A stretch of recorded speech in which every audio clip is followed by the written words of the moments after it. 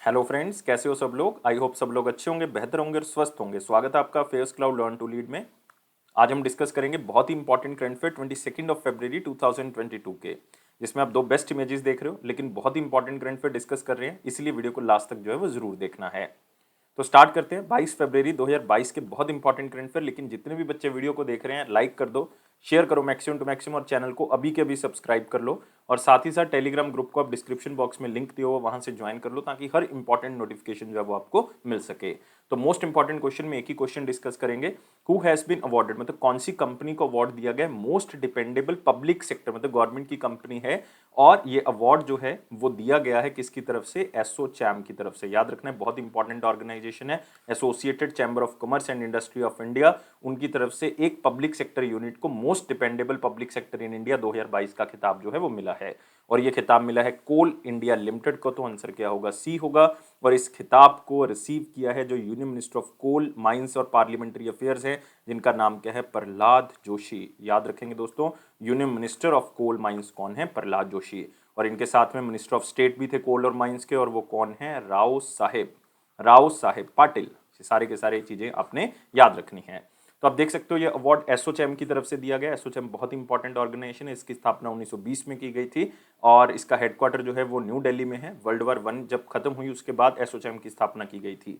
और इसके current president कौन है, विनीत अग्रवाल। दोस्तों नाम याद रखेंगे, विनीत अग्रवाल।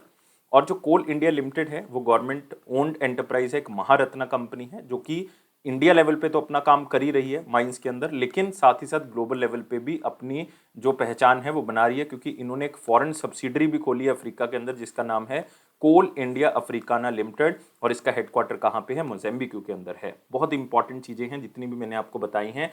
और कोल इंडिया लिमिटेड को एक खिताब मिला, चाहे आप स्लाइड से ही क्वेश्चन को याद रख लें। लेकिन बाकी जो ऑप्शन देख रहे हो, जैसे एनटीपीसी आप देख रहे हो, नेशनल थर्मल पावर कॉर्पोरेशन, इनको रिसेंटली एक अवार्ड दिया गया, इंडिया बेस्ट एम्प्लॉयर्स। याद रखोगे, India best employer among nation builders 2021। Steel authority of India, इनको मिला एक golden peacock award. Golden peacock award ये मिला है इन्वायरमेंट मैनेजमेंट कैटेगरी के अंदर, ये भी 2021 में इनको ये अवार्ड दिया गया। तो आप और दो पीएसयू जो हैं वो बहुत इंपॉर्टेंटली याद रखोगे। अब आते हैं अगले सेक्शन के ऊपर, जो कि है वेरी इंपॉर्टेंट क्वेश्चन सेक्शन। लेकिन वीडियो को लाइक करें, शेयर करें मैक्सिमम टू मैक्सिमम, और चैनल को अभी के अभी सब्सक्राइब कर लें। और टेलीग्राम ग्रुप को आप डिस्क्रिप्शन बॉक्स से ज्वाइन कर सकते हैं। और क्वेश्चन क्या है, who was declared as Beti Bachao Beti Padhao brand ambassador for Gurugram district. तो दो लोगों को चुना गया है, दोनों बहनें हैं, उनको गुरुग्राम डिस्ट्रिक्ट के लिए ब्रांड एम्बेसडर बनाया गया, ताकि बेटी बचाओ बेटी पढ़ाओ लक्ष्य को पूरा किया जा सके। और ये चुना गया है तनिष्का कोटिया को और रिधिका कोटिया को। तो आंसर क्या होगा हमारे पास, बोथ ए एंड सी होगा। तो अब दोनों देख सकते हैं यहाँ पे, तनिष्का कोटिया और रिधिका कोटिया। और खास बात दोनों की क्या है कि दोनों ही बहुत फेमस चेस प्लेयर हैं। इवन ये वुमेन मास्टर के फिडे के टाइटल्स जो है वो जीत चुकी हैं। फिडे का मतलब है इंटरनेशनल चेस फेडरेशन या वर्ल्ड चेस फेडरेशन टाइटल जो है वो जीत चुकी हैं। दोनों को ब्रांड एम्बेसडर बनाया गया गुरुग्राम डिस्ट्रिक्ट का बेटी बचाओ बेटी पढ़ाओ स्कीम के तहत। और आप देख सकते हो तनिष्का कोटिया, जो कि लिम्का बुक ऑफ रिकॉर्ड्स में अपना नाम दर्ज करवा चुकी हैं, यंगेस्ट चेस प्लेयर 2008 में उनको लिम्का बुक ऑफ रिकॉर्ड्स में अपने रिकॉर्ड के अंदर दर्ज किया था।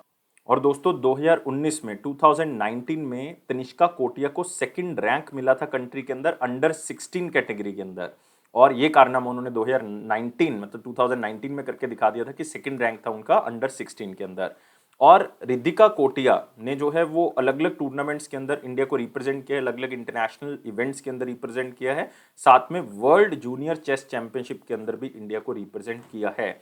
लेकिन तनिष्का कोटिया जो है उन्होंने गोल्ड मेडल भी जीता है एशियान चैंपियनशिप के अंदर, याद रखोगे एशियान चेस चैंपियनशिप के अंदर 2013 में। और इन्होंने सिल्वर मेडल भी जीता है कॉमनवेल्थ चेस चैंपियनशिप में 2014 में, जो कि कहाँ पे हुई थी, स्कॉटलैंड में। तो सबसे इंपॉर्टेंट यहाँ पे क्या है, बेटी बचाओ बेटी पढ़ाओ प्रोग्राम। ये 2015 में लॉन्च किया गया था दोस्तों, ये पानीपत से ही लॉन्च किया गया था, हरियाणा से ही लॉन्च किया गया था। और इसका मेन ऑब्जेक्टिव यही है कि जेंडर इक्वालिटी को प्रमोट करना है, साथ में गर्ल्स एजुकेशन के ऊपर प्रमोट करना है, और एफिशिएंसी जो वेलफेयर स्कीम सरकार स्टार्ट कर रही है वो लड़कियों तक पहुंचाना है, उसकी एफिशिएंसी जो है वो इंक्रीज करनी है। तो नाम याद रखेंगे, चाहे कोटिया याद कर लें आपको याद आ जाएगा, लेकिन तनिष्का और रिद्धि का नाम भी आपको याद होना चाहिए। इसी के साथ आते हैं अगले क्वेश्चन के ऊपर। किसने एक हफ्ता चलने वाला फेस्टिवल जिसका नाम है खुजराहो डांस फेस्टिवल उसका उद्घाटन किया है, और ये कौन से नंबर का खुजराहो डांस फेस्टिवल है, दो क्वेश्चन है इसमें। और ये दोस्तों 48th नंबर का डांस फेस्टिवल है और इसका उद्घाटन किया है मध्य प्रदेश के गवर्नर मंगूभाई पटेल जी ने। तो आंसर क्या होगा इसका? बी होगा। तो ये जो फेस्टिवल है ये 20 फरवरी को स्टार्ट हुआ था, 26 फरवरी को खत्म होगा। मतलब 2022 का जो फेस्टिवल है ये पूरा हफ्ता जो है 20 से लेकर 26 तक चलेगा। और ये इतना इम्पॉर्टेंट है क्योंकि ये मध्य प्रदेश सरकार की तरफ से इसको जो पूरा का पूरा ऑर्गेनाइज किया जाता है। और कहाँ पे ऑर्गेनाइज किया जाता है? खजुराहो के अंदर, जो कि कहाँ पे स्थित है? छतरपुर के अंदर स्थित है, छतरपुर डिस्ट्रिक्ट मध्य प्रदेश के अंदर। तो आप देख सकते हैं 48th खजुराहो डांस फेस्टिवल जो है मध्य प्रदेश में स्टार्ट हुआ और ये मध्य प्रदेश सरकार की तरफ से ऑर्गेनाइज किया जाता है। ये one of the most celebrated festival है पूरे इंडिया के अंदर, बहुत धूमधाम से मनाया जाता है, जिसमें खास तौर से अलग अलग डांस फॉर्म जो हैं वो दिखाए जाते हैं और बहुत ही फेमस डांस आर्टिस्ट पूरे वर्ल्ड में से यहाँ पे प्रेजेंट होते हैं। और इवन जो पंडित बिरजू महाराज जी हैं, उनके जो डिसाइपल्स हैं, उनके जो शिष्य हैं, उन्होंने उनको जो है वो श्रद्धांजलि दी, उन डांस परफॉर्मेंस दी। पहले दिन जो है वो ये मेन अट्रैक्शन थी, पंडित बिरजू महाराज के जो शिष्य हैं उन्होंने अलग अलग तरह के डांस जो है उनके परफॉर्म किए। तो बहुत इंपॉर्टेंट। लेकिन इस फेस्टिवल के अंदर एक बहुत ही खास खिताब दिया जाता है जिसको हम कहते हैं national Kalidas award, Kalidas award. तो इस बार ये कालिदास अवार्ड दिया जाएगा, लास्ट दिन जो है वो 26 फरवरी को दिया जाएगा। लेकिन ये अवार्ड 2019-20 के लिए भी मिलना है और 20-21 के लिए भी जो है वो मिलेगा। तो हम दोनों क्वेश्चंस को जरूर कवर करेंगे। साथ में इसमें स्टेट गवर्नमेंट जो है वो एक अलग से अवार्ड देती है जिसको कहते हैं एमपी स्टेट रूपांकर, एमपी स्टेट रूपांकर कला अवार्ड। ये भी किसी ऑर्गेनाइजेशन को वैसे दिया जाता है, लेकिन इस बार किसको मिलेगा वो भी जो है वो 26 को पता लगेगा। तो हम इसको जरूर जो है वो कवर करेंगे। तो सारी चीज़ें आपने याद रखनी है। और मंगूभाई छगन भाई पटेल आपको पता है कि मध्य प्रदेश के गवर्नर और यहाँ के चीफ मिनिस्टर हैं शिवराज चौहान। और मध्य प्रदेश का एरिया फॉरेस्ट एरिया में सबसे ज़्यादा जो है वो मध्य प्रदेश स्टेट में आपको मिलेगा। ये क्वेश्चन मैं बहुत बार करवा चुका हूँ। और यहीं पे आपको मिलेगा पन्ना बायोस्फीयर रिजर्व, यहीं पे आपको मिलेगा शिवपुरी नेशनल पार्क, यहीं पे आपको मिलेगा फॉसिल नेशनल पार्क, यहीं पे आपको मिलेगा पेंच टाइगर रिजर्व, बहुत फेमस बांधवगढ़ नेशनल पार्क मिल जाएगा आपको यहाँ पे। दो रिवर्स मध्य प्रदेश से बहुत इंपॉर्टेंटली स्टार्ट होती हैं, एक जो है वो नर्मदा स्टार्ट होती है यहाँ से, एक दोस्तों स्टार्ट होती है यहाँ से तापी। याद रखोगे, नर्मदा और तापी दोनों मध्य प्रदेश से स्टार्ट होती हैं। अगले क्वेश्चन के ऊपर आते हैं। Who is nominated as the director of central board of reserve bank of India? एक स्टैटिक क्वेश्चन है, स्पेशली बैंकिंग स्टूडेंट्स के लिए मैं कवर कर रहा हूँ कि नॉमिनेट किया गया गवर्नमेंट ऑफ इंडिया से और ये डायरेक्टर बने हैं central board of reserve bank of India के और इनका नाम है संजय मल्होत्रा। आंसर क्या होगा? डी होगा। ये फिलहाल जो है वो काम कर रहे हैं secretary of department of finance service, जिसको हम डीएफएस कह देते हैं, under the ministry of finance. तो उनके एक बंदे को चुना गया है director as a central board of reserve bank of India और ये 16 फरवरी से अपना कार्यभार जो है वो संभाल चुके हैं जब तक अगले ऑर्डर जो है वो नहीं हो जाते। और साथ ही साथ रिजर्व बैंक ऑफ इंडिया के इनको डायरेक्टर बनाया गया है सेंट्रल बोर्ड ऑफ डायरेक्टर्स का स्टेट बैंक ऑफ इंडिया का भी। तो दोनों बहुत इंपॉर्टेंट हो चुके हैं, इसलिए ये नाम जो है वो बैंकिंग स्टूडेंट्स के लिए बहुत इंपॉर्टेंट है। 1990 बैच के आईएएस ऑफिसर हैं राजस्थान कैडर के, खासतौर से ये आपको न्यूज़ को याद रखने के लिए जो है वो हेल्प करेगा। और ये चेयरमैन और मैनेजिंग डायरेक्टर भी रह चुके हैं एक बहुत इंपॉर्टेंट ऑर्गेनाइजेशन जिसको हम कहते हैं REC limited, rural electrification corporation limited, उसके चेयरमैन और मैनेजिंग डायरेक्टर भी पहले रह चुके हैं। तो ये सारी चीज़ें आपने याद रखनी है। साथ में ये सेक्रेटरी हैं डिपार्टमेंट ऑफ फाइनेंशियल सर्विसेज के और साथ ही साथ ये डायरेक्टर बने हैं central board of reserve bank of India और एसबीआई के। लेकिन बाकी जो नाम आप देख रहे हो ये बहुत इंपॉर्टेंट है, जैसे वीएस पठानिया जी का, इनको रिसेंटली डायरेक्टर जनरल बनाया गया इंडियन कोस्ट गार्ड का, बहुत इंपॉर्टेंट है, 24th डायरेक्टर जनरल बने हैं ये इंडियन कोस्ट गार्ड के। विनय कुमार त्रिपाठी, बहुत इंपॉर्टेंट अपॉइंटमेंट, इनको चेयरमैन बनाया गया और सीईओ बनाया गया किसका? रेलवे बोर्ड का, रेलवे बोर्ड का। बलदेव प्रकाश, बैंकिंग स्टूडेंट्स याद रखेंगे, मैनेजिंग डायरेक्टर और सीईओ बनाया गया इनको जम्मू एंड कश्मीर बैंक का, जम्मू एंड कश्मीर बैंक का। इसी के साथ आते हैं अगला क्वेश्चन। अगला क्वेश्चन है सोशल वर्कर और पद्म अवार्ड से सम्मानित शकुंतला चौधरी जी का देहांत हो गया, ये कौन सी स्टेट से बिलोंग करती थी? तो बहुत ही इंपॉर्टेंट क्वेश्चन है शकुंतला चौधरी, क्योंकि recently prime minister Modi ji ने भी ये खेद जताया कि एक बहुत बहुमूल्य जो हमारे सोशल वर्कर हैं वो जा चुके हैं, उनका देहांत हो चुका है और ये बिलोंग करती थी असम से। आंसर क्या होगा? डी। आयु इनकी 102 साल की थी, तो एज रिलेटेड इश्यूज के कारण इनका देहांत हो गया। इनका जन्म 1920 में हुआ था गुवाहाटी में, असम से, तो इसलिए आंसर क्या होगा? असम होगा। तो आप देख सकते हैं इनका चेहरा, बहुत ही famous freedom fighter social worker Shakuntala Chaudhary का देहांत हो गया है। तो काफ़ी बच्चे सोच रहे होंगे कि सर इसमें मोस्ट इंपॉर्टेंट क्या है या वेरी इंपॉर्टेंट में इसको क्यों कवर कर रहे हैं? तो इसके पीछे कारण है इनका पद्मश्री से सम्मानित होना। पद्मश्री अवार्ड जो है वो इनको 2022 में ही मिला है, तो रिसेंटली इनको दिया गया पद्मश्री अवार्ड। इसीलिए सोशल वर्क कैटेगरी के अंदर जब इनको मिला तो ये बहुत ही इंपॉर्टेंट हो गया, ये आपको क्वेश्चन पूछा जा सकता है। बहुत फेमस सोशल वर्कर और खास करके गांधीयन वे को पॉपुलराइज करने में इनका बहुत बड़ा जो है वो योगदान है। मतलब आप कह सकते हो गांधीयन वे को इन्होंने आगे बढ़ाया है, गांधी जी के सिद्धांतों को इन्होंने आगे बढ़ाया है। और 1947 में इन्होंने Assam branch of Kasturba Gandhi national memorial trust को ज्वाइन कर लिया था, जो कि गुवाहाटी में ही स्थित है। इसको कस्तूरबा आश्रम भी कहते हैं या सरानिया आश्रम भी कहते हैं, इसको सरानिया आश्रम। और इस आश्रम की शुरुआत गांधी जी ने ही की थी, इसका उद्घाटन गांधी जी ने किया था 1946 के अंदर। और ये विनोबा भावे के साथ भी जो है वो मिलके काम कर चुकी हैं और भूदान मूवमेंट के अंदर इन्होंने अपना योगदान दिया था। इवन काफ़ी लेक्चर्स इन्होंने हिंदी से असैमीज लैंग्वेज में ट्रांसफ़र किए हैं और इवन इन्होंने अलग अलग लैंग्वेज में इसको आगे बढ़ाया है। और साथ ही साथ इन्होंने पद यात्रा जो विनोबा भावे ने की थी, तो वो भी उसके अंदर भी असम के अंदर भूदान मूवमेंट को लागू करने में इनका योगदान रहा है। मतलब विनोबा भावे के साथ मिलकर इन्होंने काफ़ी भूदान मूवमेंट के अंदर हिस्सा लिया। इनको जमनालाल बजाज अवार्ड भी मिल चुका है 2010 के अंदर, खास करके वुमेन और बच्चों की एजुकेशन के ऊपर, उनके वेलफेयर के लिए। और पद्मश्री में पहली बात कर चुका हूँ, 2022 में ही मिला है। तो ये सबसे इंपॉर्टेंट क्वेश्चन है जो आपने याद रखना है। इसी के साथ आते हैं अगले क्वेश्चन के ऊपर। कौन सी स्टेट ऐसी पहली स्टेट बन गई है जिसने नाइट नेविगेशन मोबाइल एप्लीकेशन बनाई है जो फेरी सर्विसेज चलती हैं, लाइक जो किश्तियां चलती हैं, जो वेसल्स चलती हैं, तो रात को आराम से आप नेविगेशन कर सको, ट्रैफिक कितना है, कौन सी चीज़ आगे है, ये आपको पता लग सके। तो एक नाइट नेविगेशन मोबाइल एप्लीकेशन जो है वो लॉन्च की गई है और ये स्टेट, पहली स्टेट है असम। और ये कौन सी रिवर के ऊपर किया गया है? ब्रह्मपुत्रा रिवर के ऊपर जो वेसल्स चलती हैं, जो किश्तियां चलती हैं, तो उनके ट्रैफिक के बारे में ये इंफॉर्मेशन आपको देगा, रास्ता जो है वो बताएगी ये एप्लीकेशन। और असम के जो चीफ मिनिस्टर हैं हिमंत बिस्वा शर्मा जी, उन्होंने इसका उद्घाटन किया है और ये ब्रह्मपुत्रा रिवर गुवाहाटी के अंदर जो है वो इसका उद्घाटन किया गया। तो फर्स्ट नाइट जर्नी जो है वो इनलैंड वाटर ट्रांसपोर्ट फेरी की, जो कि गुवाहाटी से लेकर नॉर्थ गुवाहाटी तक चली, वो स्टार्ट की गई 19 फरवरी 2022 को। तो उसकी नेविगेशन सही तरीके से हो सके, सही जगह पे आप पहुंच सको और कोई भी बीच में ट्रैफिक या कोई भी समस्या है आपको इस एप्लीकेशन के थ्रू पता लग जाएगा। तो साथ ही साथ चीफ मिनिस्टर ने लॉन्च किया ई टिकटिंग सिस्टम, दुबरी से लेकर सिलचर जो फेरी सर्विसेज चल रही हैं। ये दोस्तों याद रखना है, ये नेशनल वाटरवे 2 है, क्योंकि नेशनल वाटरवे 1 जो है वो उत्तर प्रदेश से लेके वेस्ट बंगाल तक है, क्योंकि वो हल्दिया तक जाता है वेस्ट बंगाल तक, तो उत्तर प्रदेश से वो स्टार्ट होता है। लेकिन ये दुबरी से लेके सिलचर तक है, ये नेशनल वाटरवे 2 है, वहाँ पे ई टिकटिंग सिस्टम जो है वो स्टार्ट कर दिया है। तो ये इनलैंड वाटरवे का ही सिस्टम है। और साथ ही एक एमओयू भी साइन हुआ है कॉमन सर्विस सेंटर के साथ, जो कि मिनिस्ट्री ऑफ इलेक्ट्रॉनिक्स और इंफॉर्मेशन टेक्नोलॉजी का है, कि स्टेट ट्रांसपोर्ट डिपार्टमेंट की जो ऑनलाइन सर्विसेज आपको मिलनी स्टार्ट हो जाएंगी, पंचायती लेवल पे जितनी भी सर्विसेज है वो आपको ऑनलाइन ही मिलनी स्टार्ट हो जाएंगी और कॉमन सर्विस सेंटर पे उसको अवेल कर सकते हो। क्योंकि चीफ मिनिस्टर ने ऑलरेडी 10 आधार बेस्ड जो कॉन्टेक्टलेस सर्विसेज हैं स्टेट ट्रांसपोर्ट डिपार्टमेंट की, वो आपको ऑनलाइन मिल सके, कॉमन सर्विस सेंटर के थ्रू मिल सके, बजट फ्रेंडली मिल सके, उसके लिए जो है वो इसकी शुरुआत जो है वो की गई है। तो यहाँ पे हम बात कर रहे हैं असम स्टेट की। याद रखना है चीफ मिनिस्टर हिमंत बिस्वा शर्मा है और यहाँ के गवर्नर हैं जगदीश मुखी जी, जो कि एडिशनल चार्ज पे हैं, नागालैंड के गवर्नर भी। और यहाँ पे आपको मिलेगा बहुत ही इंपॉर्टेंट नेशनल पार्क, एक आपको मिलेगा दिब्रू साइखोवा नेशनल पार्क, जो one of the most important biosphere reserve भी है देश का।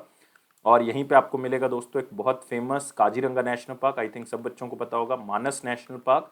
यहीं पे आपको मिलेगा औरांग नेशनल पार्क। ये बहुत ही फेमस नेशनल पार्क्स आपको असम के अंदर मिल जाएंगे। अगले क्वेश्चन के ऊपर आते हैं। कौन सी कंपनी और RWE, जो कि एक रिन्यूएबल कंपनी है जर्मनी की, और उन्होंने टाई अप किया है कि इंडिया के अंदर हम विंड प्रोजेक्ट्स जो है वो लगाएंगे, ऑफशोर विंड प्रोजेक्ट्स जो है वो हमने इस्टेब्लिश करने हैं। तो ये टाई अप किया है टाटा पावर की तरफ से। आंसर क्या होगा? ए। ये टाटा पावर रिन्यूएबल एनर्जी, जो कि 100% सब्सिडरी है टाटा पावर की, उन्होंने ये MOU Germany based renewable energy company RWE के साथ टाई अप किया है, ताकि हम दोनों मिलकर ऑफशोर विंड प्रोजेक्ट्स जो है वो इंडिया के अंदर लगाएंगे। तो आप यहाँ पे देख सकते हो दोनों कंपनीज ने टाई अप किया है विंड प्रोजेक्ट्स को आगे बढ़ाने के लिए। और इंडिया में बहुत ज़्यादा जो है वो एक्सप्लोर कर सकते हैं हम इस मार्केट को, और इंडिया में बहुत ज़्यादा हम विंड मिल्स जो हैं वो लगा के हम इलेक्ट्रिसिटी की डिमांड को, जो कि इंडिया में ऑलरेडी बढ़ रही है, उसको पूरा कर सकते हैं। और इंडिया का एक लक्ष्य भी है कि हम 30 गीगावाट ऑफशोर विंड इंस्टॉलमेंट करेंगे 2030 तक। मतलब हम विंड एनर्जी जो है वो 30 गीगावाट पैदा कर देंगे, और वो भी इंडिया की डिमांड को पूरा करने में हेल्प जरूर करेगी। क्योंकि ये दोनों ही मानते हैं, चाहे वो टाटा पावर है चाहे RWE है, ये दोनों मानते हैं कि इंडिया जो अनएक्सप्लोर्ड है अभी और हाईली अट्रैक्टिव मार्केट है, खास करके विंड मिल्स के लिए, या आप कह सकते हो विंड मिल्स को इस्टेब्लिश करने के लिए, क्योंकि इंडिया की कोस्ट लाइन बहुत बड़ी है, 7600 किलोमीटर की अप्रॉक्सीमेटली कोस्ट लाइन है इंडिया की। तो इंडिया अपने टारगेट्स को भी पूरा करना चाहता है। COP26 के अंदर ऑलरेडी इंडिया कमिट कर चुका है कि हम 2070 तक इंडिया को कार्बन न्यूट्रल बना देंगे, जो कि स्कॉटलैंड ग्लासगो के अंदर हुई। और RWE और टाटा पावर रिन्यूएबल एनर्जी जो है वो technical and commercial site assessment करेंगे कि कहाँ पे अब इन विंड मिल को एस्टैब्लिश किया जा सकता है, जहाँ पे मार्केट असेसिबल हो, जहाँ पे इसकी कीमत जो है वो लोगों को कम तौर से जो है वो दी जा सके। और गवर्नमेंट ऑफ इंडिया ऑलरेडी जो है एक बहुत ज़्यादा डिटेल जो है वो टेक्निकल स्टडी करवा चुकी है, जिसमें उन्होंने कहा है कि हम पहली ऑक्शन जो है वो करेंगे कौन सी स्टेट में, एक तो तमिलनाडु के अंदर और एक करेंगे गुजरात के अंदर। तो ये दो स्टेट्स को फिलहाल चुना गया, धीरे धीरे करके सारी कोस्टल स्टेट्स में ये अप्लाई कर दिया जाएगा। तो ये है दोस्तों टाटा पावर। टाटा पावर का जो हेडक्वार्टर है वो मुंबई है और सीई और मैनेजिंग डायरेक्टर प्रवीर सिन्हा है, प्रवीर सिन्हा। और RWE मैं पहले बता चुका हूँ इसका हेडक्वार्टर कहाँ पे है, जर्मनी के अंदर। अगले क्वेश्चन के ऊपर आते हैं। केरला स्टार्टअप मिशन ने एक कंपनी के साथ टाई अप किया है ताकि स्टार्टअप्स को जो है वो ग्लोबल स्टार्टअप्स के साथ जोड़ा जा सके, मतलब उनको एक एक्सपोजर दिया जा सके बाहर के स्टार्टअप्स के साथ मिला के। और ये कंपनी है गूगल दोस्तों। आंसर क्या होगा? डी। तो आप यहाँ पे देख सकते हैं केरला स्टार्टअप मिशन ने गूगल के साथ टाई अप किया है ताकि जो लोकल स्टार्टअप्स हैं उनको वर्ल्ड वाइड स्टार्टअप्स के साथ जो है वो हम जोड़ सकें। और खास करके जो गूगल प्रोग्राम है जिसके अंदर गूगल जो है वो मेंटरशिप प्रोवाइड करता है, कोचिंग प्रोवाइड करता है स्टार्टअप्स को, ताकि वो आगे ग्रो कर सकें और नए स्टार्टअप्स के साथ टाई अप जो है वो कर सकें। क्योंकि रिसेंटली 3rd एडिशन जो है वो लॉन्च किया गया हडल ग्लोबल 2022 का, जिसमें स्टार्टअप्स के बारे में खास करके व्याख्या की जाती है। और ये केरला स्टार्टअप मिशन की तरफ से ही जो है वो लॉन्च किया गया और ये चीफ मिनिस्टर पिनराई विजयन ने इसका उद्घाटन किया था। तो याद रखना, कई बार एग्जामिनर पूछ लेता है हडल ग्लोबल 2022 कहाँ पे हुआ, तो ये केरला के अंदर हुआ। और इवन गूगल के साथ मिलके केरला स्टार्टअप मिशन जो है वे गूगल फॉर स्टार्टअप एक्सेलरेटर जो है वो एक प्रोग्राम लॉन्च कर रहा है। तो इसके अंदर वो अलग अलग तरह की कोचिंग, अलग अलग तरह की मेंटरशिप जो है वो प्रोवाइड करेगा ताकि स्टार्टअप्स को बूस्ट किया जा सके, उनको आगे बढ़ाया जा सके। और इसके हेड कौन बना दिए गए हैं? पॉल रविंदर नाथ जो है वो इसके हेड बना दिए गए हैं इंडिया में गूगल फॉर स्टार्टअप एक्सेलरेटर के। तो इंडिया अब उन कंट्रीज में आ चुका है जिसमें आप कह सकते हो कि स्टार्टअप्स बहुत ज़्यादा बढ़ रहे हैं, या कम्युनिटी ऐसी बहुत ज़्यादा बढ़ रही है जो राइज कर रही है स्टार्टअप्स के अंदर। और ख़ास करके ये लैटिन अमेरिका, अफ्रीका, यूरोप और एशिया में से अगर आप देखोगे, इंडिया इन कंट्रीज में शामिल हो चुका है जिसमें ऑलरेडी स्टार्टअप्स जो हैं वो बहुत आगे बढ़ रहे हैं। तो आपने केरला स्टार्टअप मिशन के बारे में थोड़ा सा एक बार देख लेना कि इसको लॉन्च जो है वो केरला गवर्नमेंट की तरफ से किया गया था 2006 में, ताकि हम एंटरप्रेन्योर्स को आगे लेके जा सकें, उनके आइडियाज़ को आगे लेके जा सकें और केरला के अंदर स्टार्टअप्स को बूस्ट कर सकें। इसी के साथ आएंगे अगले क्वेश्चन के ऊपर। कौन सा बैंक और IRCTC जो कि इंडियन रेलवे के साथ संबंधित है और जिसका मतलब है Indian railway catering and tourism corporation limited, उन्होंने एक कार्ड लॉन्च किया है, एक क्रेडिट कार्ड कह सकते हो, और वो कॉन्टेक्टलेस क्रेडिट कार्ड है। इसको कौन सा बैंक जो है वो अपनी सहायता प्रदान करेगा? और ये है बैंक ऑफ बड़ौदा। तो इसका मतलब bank of Baroda financial solution limited, जो कि फुली ओन्ड सब्सिडरी है बैंक ऑफ बड़ौदा की, वो Indian railway catering and tourism corporation limited के साथ मिलके एक क्रेडिट कार्ड दोस्तों लॉन्च कर रहे हैं। उस क्रेडिट कार्ड का नाम क्या है? IRCTC bank of Baroda RuPay card. RuPay card है तो इसका मतलब national payment corporation of India के साथ भी टाई अप किया गया है। तो इस कार्ड के अंदर 1% आपको ट्रांजैक्शन फीस वेवर मिलेगा अगर आप इस कार्ड के थ्रू ट्रेन टिकट की बुकिंग करवाते हो। 1% जो है वो आपको फ्यूल सरचार्ज वेवर मिलेगा, आप किसी भी पेट्रोल पंप के ऊपर अगर आप पेट्रोल को फिल करवा रहे हो। इवन कस्टमर्स को 1000 बोनस रिवॉर्ड्स पॉइंट्स भी दिए जाएंगे ताकि वो उसको यूज कर सकते हैं। और साथ ही साथ और भी कई तरह के बेनिफिट्स दिए जाएंगे, जैसे कि शॉपिंग करने पे, ग्रॉसरीज खरीदने पे, या कोई फ्यूल भरवाने पे, या कोई और अलग अलग तरह के। तो आपको बेनिफिट्स तो याद नहीं रखने, लेकिन IRCTC का संबंध किस बैंक से है ये याद रखना है, बैंक ऑफ बड़ौदा से। बैंक ऑफ बड़ौदा की शुरुआत 1908 में की गई थी और इसका हेडक्वार्टर वडोदरा में है, लेकिन इसका जो कॉर्पोरेट ऑफिस है वो मुंबई के अंदर है। और इसके जो मैनेजिंग डायरेक्टर और CEO हैं वो संजीव चड्डा हैं, याद रख सकते हो। और इसकी टैगलाइन है India's international bank, India's international bank. इसी के साथ आते हैं अगले क्वेश्चन के ऊपर। इंडियन एयरफोर्स तेजस MK1 या मार्क K1 कह सकते हो आप, तो इन्होंने किसी कंट्री के एयर शो में पार्टिसिपेट किया। वो कौन सी कंट्री है जिसके एयर शो में पार्टिसिपेट किया है? वो है सिंगापुर एयर शो 2022। तो आंसर क्या होगा इसका? C होगा। तो ये दोस्तों एक तरह का बाईएनियल इवेंट है, आप कह सकते हो कि सिंगापुर एयर शो जो है वो एक ग्लोबल ऐसा एविएशन आप कह सकते हो इवेंट है जो कि एशिया का सबसे बड़ा एरोस्पेस और डिफेंस इवेंट के तौर पे जाना जाता है। और इसमें अलग अलग कंट्री के अलग अलग जो एविएशन इंडस्ट्री से संबंधित जो प्रोडक्ट्स हैं उसको शोकेस किया जाता है, उनको दिखाया जाता है और अपनी ताकत का प्रदर्शित किया जाता है। और तेजस MK1 वैसे भी इंपॉर्टेंट है क्योंकि मेड इन इंडिया है, लाइट कॉम्बैट एयरक्राफ्ट है और साथ में MK1 है, मतलब मार्क 1 फोर्थ जनरेशन का ये एयरक्राफ्ट है। इसको कौन सी कंपनी ने बनाया? हिंदुस्तान एरोनॉटिक्स लिमिटेड ने इसको बनाया है। और तेजस एयरक्राफ्ट इससे पहले भी दुबई एयर शो में जा चुका है 2021 के, और इससे पहले Langkawi international maritime air expo के अंदर भी जा चुका है 2019 में, मलेशिया के अंदर जो हुई थी, तो उसमें भी ये प्रदर्शित किया जा चुका है हिंदुस्तान एरोनॉटिक्स लिमिटेड की तरफ से। तो याद रखना है सिंगापुर एयर शो 2022 बहुत इंपॉर्टेंट है, और तेजस एयरक्राफ्ट के बारे में याद रखना है कौन सी कंपनी इसको बना रही है, हिंदुस्तान एरोनॉटिक्स लिमिटेड। यहाँ पे आप तेजस का चेहरा देख सकते हैं। इसी के साथ आते हैं अगले क्वेश्चन के ऊपर। कौन सी यूनियन टेरिटरी है जिन्होंने एक जन भागीदारी एम्पावरमेंट पोर्टल की शुरुआत की, नई या आप कह सकते हो हायर बैंडविड्थ के साथ डिफरेंट सर्वर के ऊपर? पहले इस पोर्टल के अंदर बहुत सी दिक्कत आ रही थी, लेकिन अब इसको हायर बैंडविड्थ पे और नए सर्वर पे डाउनलोड करके जो है वो चलाया गया है, ताकि इजीली या बहुत ही अच्छे तरीके से लोग इसको असेस कर सकें। और ये किया गया है जम्मू एंड कश्मीर की तरफ से। अब क्वेश्चन आता है कि जन भागीदारी एम्पावरमेंट प्लेटफॉर्म है क्या? तो इससे क्या है कि लोगों को डिजिटली जो है वो एम्पावर किया जा सके। कैसे करेंगे कि लोग इस वेबसाइट को खोलेंगे, उसमें लोगों को अवेयरनेस मिलेगी, इंफॉर्मेशन मिलेगी जो सरकार उनके लिए काम कर रही है उनके एरिया में। जैसे कि कोई स्टेटस जानना है आपने कि कौन से डेवलपमेंटल प्रोजेक्ट्स आपके एरिया में चल रहे हैं, आपके गांव में चल रहे हैं, या कौन सी चीज़ आपके गांव में सरकार ने कही है कि हम बनाएंगे, अभी कितना प्रोसेस बचा हुआ है, कितना हो चुका है, ये सारी इंफॉर्मेशन आपको इस पोर्टल के ऊपर मिल जाएगी जिसका नाम है janbagidari.jk.gov.in। तो इवन इन इस पोर्टल के अंदर सरकारी स्कीम्स को भी ऐड कर दिया है, जैसे कि Mahatma Gandhi National Rural Employment Guarantee Act, जैसे कि आप कह सकते हो प्रधानमंत्री आवास योजना, स्वच्छ भारत मिशन अर्बन और रूरल दोनों ऐड कर दी गई हैं इसके अंदर, या आप कह सकते हो प्रधानमंत्री ग्राम सड़क योजना। तो और भी बहुत सी स्कीम्स इसके अंदर ऐड कर दी गई हैं ताकि जो सिटीजन हैं वो इंफॉर्मेशन को असेस कर सकें, देख सकें, और कौन सी स्कीम से किसको कितना बेनिफिट मिलेगा ये पता लग सके, तो सारे लोगों को सही तरह से बेनिफिट मिल सके, इसलिए जन भागीदारी एम्पावरमेंट पोर्टल जो है वो लॉन्च किया गया है। जम्मू कश्मीर के गवर्नर आपको पता है कौन है? मनोज सिन्हा जी। और यहाँ पे आपको मिलेगा गुलमार्ग वाइल्ड लाइफ सेंचुरी, बहुत इंपॉर्टेंट वाइल्ड लाइफ सेंचुरी है। यहीं पे आपको मिल जाएगा डाचीगम नेशनल पार्क, यहीं पे आपको मिलेगा किश्तवाड़ नेशनल पार्क। अगले क्वेश्चन के ऊपर आते हैं। वेस्ट इंडीज का टूर जो कि इंडिया में था 2022 में, जिसमें उन्होंने 3 वनडे मैचेस खेले हैं, 3 जो है वो ओडीआई मैचेस मतलब वनडे मैचेस और 3 T20 मैचेस, और तीनों के तीनों वेस्ट इंडीज ओडीआई मैच हार चुका है, तीनों के तीनों T20 मैच हार चुका है, और इंडिया दोनों सीरीज को 3-0 से जीत चुका है। मतलब ये एक तरह से पूरा का पूरा व्हाइट वॉश था, जो इंडिया ने पूरी तरह से जो है वो वेस्ट इंडीज को हरा दिया है। तो इसी के साथ इंडिया के 1000 जो हैं वो ओडीआई मैचेस कंप्लीट हो गए। एक फैक्ट है, याद रखना है, 1000 ओडीआई मैच कंप्लीट करने वाली पहली टीम इंडिया की टीम है। दूसरे नंबर पे रैंक जो है वो किसका? ऑस्ट्रेलिया का। 958 ओडीआई मैचेस उन्होंने खेले हैं। और साथ ही साथ आप ये भी याद रख सकते हो कि इंडियन क्रिकेट टीम जो है वो ऐसी सेकंड टीम बन चुकी है जो 100 T20 मैच जीत चुकी है, और दूसरा स्थान इसमें किसका है? पाकिस्तान का। ये दोनों फैक्ट जो है वो आपने याद रखने हैं।